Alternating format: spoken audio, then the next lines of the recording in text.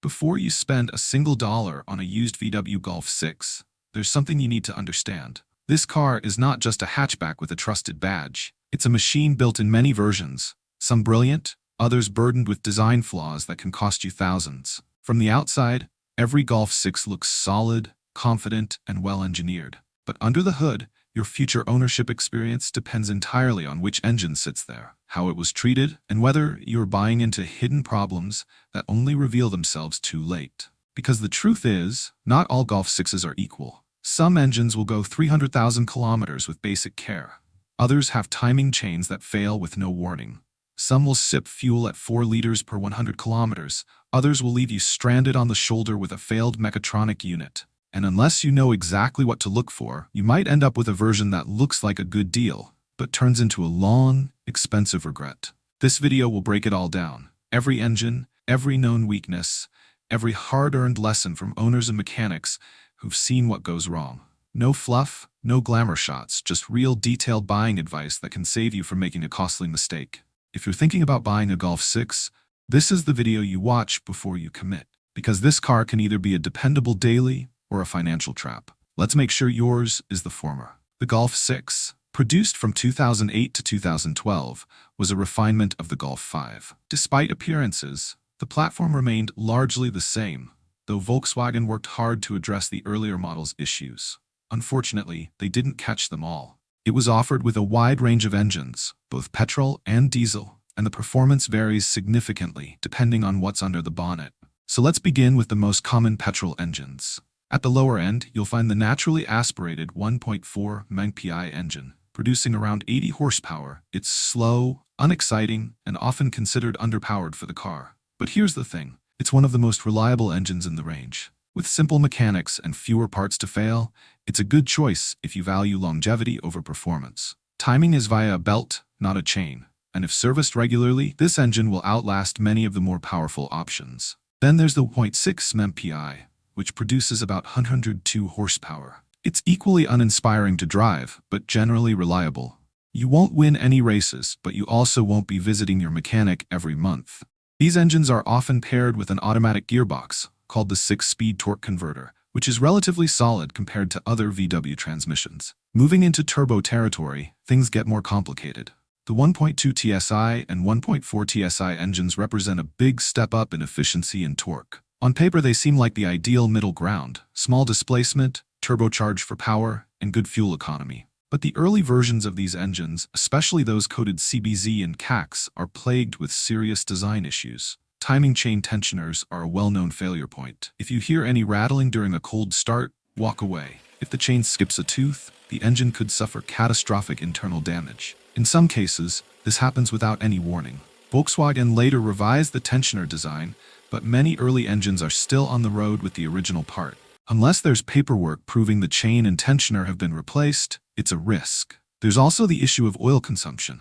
The 1.4 TSI in particular has a reputation for burning oil at a rapid rate. This is often due to piston ring wear, and once it starts, it only gets worse. Engines with over 100,000 kilometers are especially prone to this, and many owners report topping up oil every 1,000 to 2,000 kilometers. Turbochargers in these small TSI engines can also fail, especially in the twin-charged 1.4 TSI versions, which use both a supercharger and a turbo. These engines, known by codes like C, offer great performance, up to 160 horsepower, but at the cost of complexity. The supercharger clutch can fail, boost leaks are common, and the cooling system is under constant stress. If you want more power and are considering a GTI or Golf R, you're looking at the 2.0 TSI engines. These engines are a different breed, offering between 210 and 270 horsepower, depending on the model. But even here, problems persist. The early EA888 generation engines suffer from the same oil consumption issues as the smaller TSIs. Carbon buildup on the intake valves is another common issue, due to the direct injection system. Walnut blasting is the typical solution and often needed every 80,000 to 100,000 kilometers. The GTI's DSG dual-clutch gearbox is quick and satisfying when it works, but early versions suffer from mechatronic unit failures, which can cost thousands to replace. Symptoms include jerky shifting, hesitation, or complete failure to engage gears. VW did issue some recalls and extended warranties in certain markets, so it's worth checking if the car you're looking at was affected. The Golf R takes things even further with its all-wheel drive system and the highest power output in the range. It's fast and capable, but also expensive to maintain. The Haldex system that powers the rear wheels needs regular servicing, and if neglected, can lead to costly repairs. Suspension bushings wear out faster due to the added performance, and replacement parts aren't cheap. Diesel options are a mixed bag.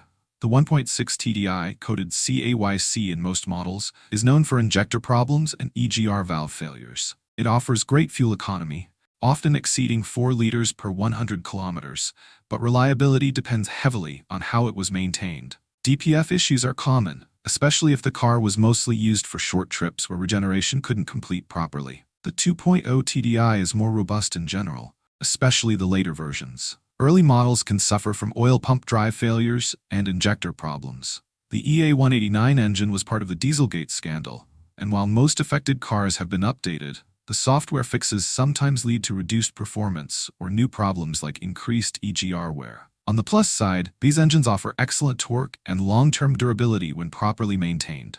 Across the entire Golf 6 lineup, there are common weak points regardless of engine. Coil pack failures are frequent in petrol models. Water pumps tend to leak over time. The air conditioning system is known to fail due to compressor issues. Interior plastics wear quickly, especially on high-mileage cars. And electrical gremlins are not uncommon. Everything from door lock modules to window regulators can go bad. Rust is not a major concern with the Golf 6, but check the wheel arches and bottom of the doors. Some models develop rust under the door seals, especially in wetter climates. The suspension system is generally solid, but front control arm bushings and rear axle bushes tend to wear around 120,000 kilometers, leading to vague handling and knocking noises. When buying, always ask for a full service history. Timing belt engines should have clear documentation of belt and water pump replacement. Chain-driven engines should show evidence of chain and tensioner servicing.